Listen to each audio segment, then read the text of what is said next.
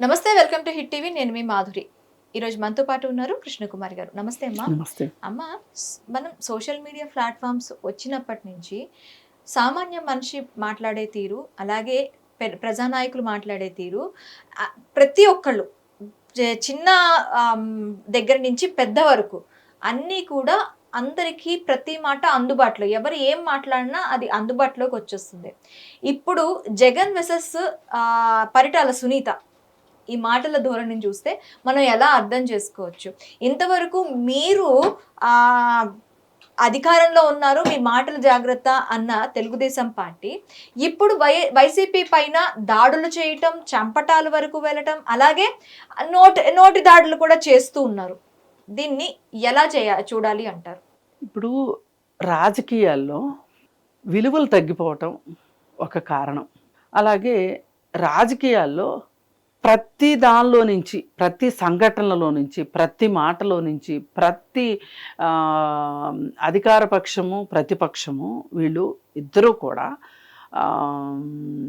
ప్రత్యర్థుల్లాగా, ఒక దాయాదుల పోరులాగా చూసుకోవడం, దాని నుంచి లబ్ధి పొందాలనుకోవడం నుంచి మీరు ఇప్పుడు అడిగినవన్నీ వస్తున్నాయి. ప్రతి దాంట్లో రాజకీయ కోణం, రాజకీయ లబ్ధి కోణం కూడా కాదు. ఇప్పుడు అధికారంలో ఉన్న పార్టీ అంతకుముందు అధికారంలో ఉన్న పార్టీ చేసిన విధానాలని విమర్శిస్తూనే వీళ్ళు అధికారంలోకి వచ్చిన తర్వాత వీళ్ళు కూడా అవే విధానాలు అవలంబించటము ఈ మధ్య కాలంలో చాలా ఎక్కువైపోయింది. ఎప్పుడూ ఉంటుంది అది, ఏ మాటకు ఆ మాట, కానీ ఈ మధ్య ఎక్కువైపోయింది. అది ఎంతవరకు వెళ్ళింది అంటే మనం మాట్లాడలేని మాటల్ని అవతల వాళ్ళ దగ్గర నుంచి వినాల్సి వస్తుంది. ఇప్పుడు మీరు వైఎస్ రాజశేఖర రెడ్డి గారు 2005లో అధికారంలోకి వచ్చినప్పుడు వచ్చిందే తడవుగా పరిటాల రవి హత్య జరిగింది. ఆ తర్వాత ఇంకొన్ని హత్యలు జరిగినాయి. అయిపోయిన తర్వాత కొన్ని రోజులు పోయిన తర్వాత వాళ్ళ అధికారం పోయిన తర్వాత వేరే పార్టీ అధికారంలోకి వచ్చింది. వాళ్ళ హయాంలో కాంగ్రెస్ పార్టీ వాళ్ళ తరఫున, అంటే ఇప్పుడు కాంగ్రెస్ పార్టీ లేదు, వైఎస్ఆర్ పార్టీ ఉంది. వైఎస్ఆర్ పార్టీ కార్యకర్తలు దాడులు చేసుకోవటం, మళ్ళీ వాళ్ళు అయిపోయిన తర్వాత వైఎస్ఆర్ పార్టీ అధికారంలోకి వచ్చింది.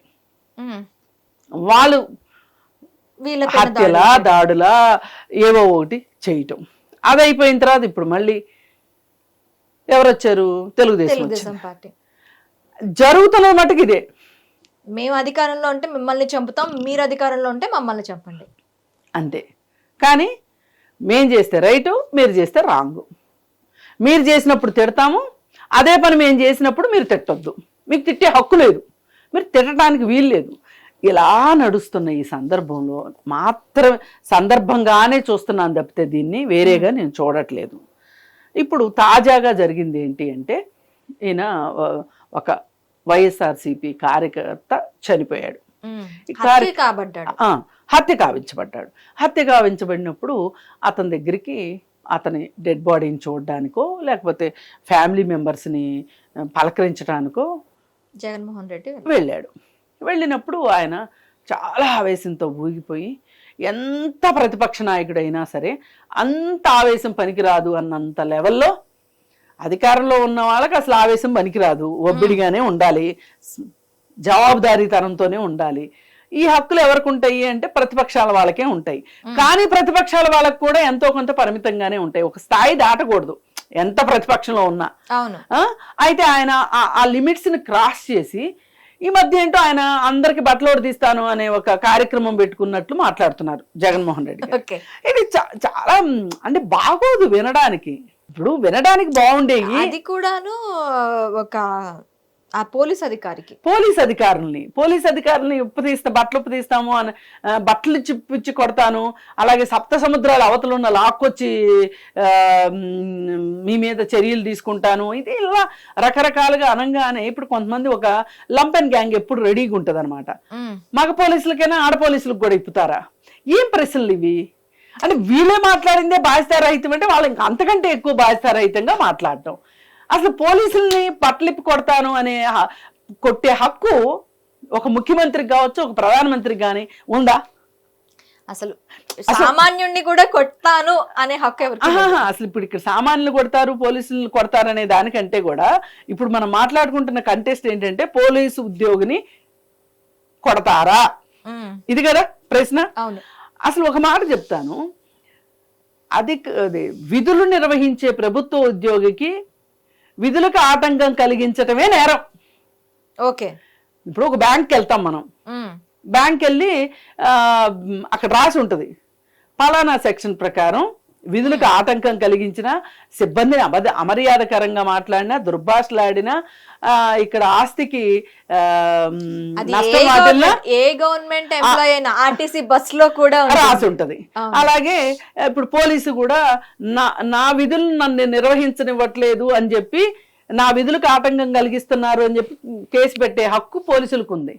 ఇన్ని హక్కులు ఇలా ఉండగా మీరు వచ్చేసి మిడిమేళంగా పోలీసులు బట్టలు ఉప్పు తీసి కొడతాము అనడం అంటే ఇదంతా ఎలా ఉంది అంటే, కార్యకర్తలు ఏదైనా ఒక బాధలో ఉన్నారా, అసహనంలో ఉన్నారా, వాళ్ళకి ఒక నైతిక మద్దతు ఇవ్వాలి అనే ఉద్దేశంతో వాళ్ళని ఉత్తేజపరచడానికో, వాళ్ళకు ఒక ధైర్యాన్ని ఇవ్వటానికో ఒక నాయకుడు మాట్లాడడం తప్పులేదు.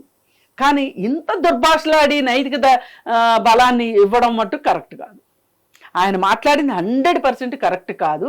అయితే ఈ కరెక్ట్ కాని దాన్ని ఎవరు ఖండించాలి అంటే, ఒక జిల్లాలో జరిగింది, ఒక జిల్లా స్థాయి అధికారి, అంటే జిల్లా స్థాయి అధికారి అంటే ఎస్పీ ఉంటారు, ఎస్పీ వాళ్ళు ఇమ్మీడియట్గా ప్రెస్ మీట్ పెట్టి,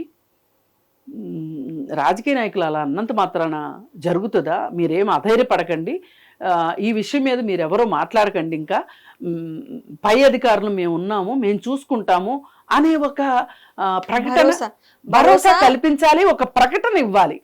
ఇచ్చి జగన్మోహన్ రెడ్డి గారిని కూడా వాళ్ళు అడగొచ్చు, ఏమండి మీరు ఒకప్పుడు ముఖ్యమంత్రి అయినంత మాత్రాన మళ్ళీ మీరు అధికారంలోకి రాగానే బట్టలు కొడతానంటే ఎలా కుదురుతుంది, 5 ఏళ్లకోసారి మారేది మేము, 35 ఏళ్ళు సర్వీస్ చేసేది మేము అని చెప్పి మీరు ఇలా మాట్లాడడానికి వీల్లేదు అని చెప్పి అక్కడ స్పందించింది ఎవరు అంటే సిఐ స్థాయి వ్యక్తి సుధాకర్ అనే వ్యక్తి సోషల్ మీడియాలో తన వీడియోని పోస్ట్ చేశారు, అది కూడా యూనిఫామ్ తో.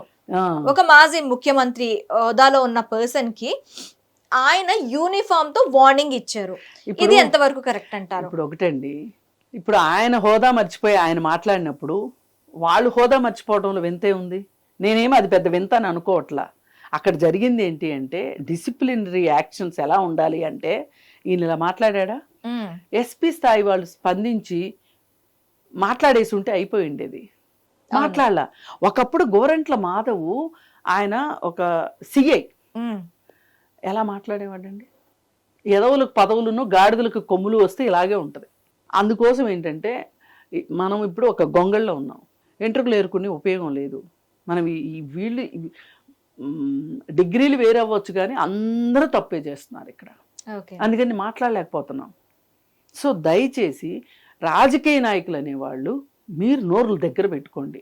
మీరు అధికారంలో ఉన్నా ప్రతిపక్షంలో ఉన్నా, అధికారం ఉన్నా లేకపోయినా మీరు ఒకంత ఒళ్ళు జాగ్రత్త పెట్టుకుంటే మీరు మాట్లాడేవన్నీ క్షణాల్లో జనాలకు చేరిపోతున్నాయి. బూతులు మాట్లాడుతున్నారు మీరు. ఇప్పుడు జగన్మోహన్ రెడ్డి గారు మాట్లాడింది పచ్చి బూతు, బట్టలిప్పి కొడతానంటే ఏంటి అర్థం? అసలు ఎందుకు మాట్లాడాల్సి వచ్చింది? ఇప్పుడు ఈయనకోయే బాధ్యత ఉంటే ఒక ఎస్ఐకి బాధ్యత లేదని మనం ఏం మాట్లాడుకుంటాం ఇంకా? కాకపోతే యూనిఫామ్ వేసుకుని ఒక వీడియో తీసి సోషల్ మీడియాలో పెట్టాడు అనేది మనం నిజంగా అది కూడా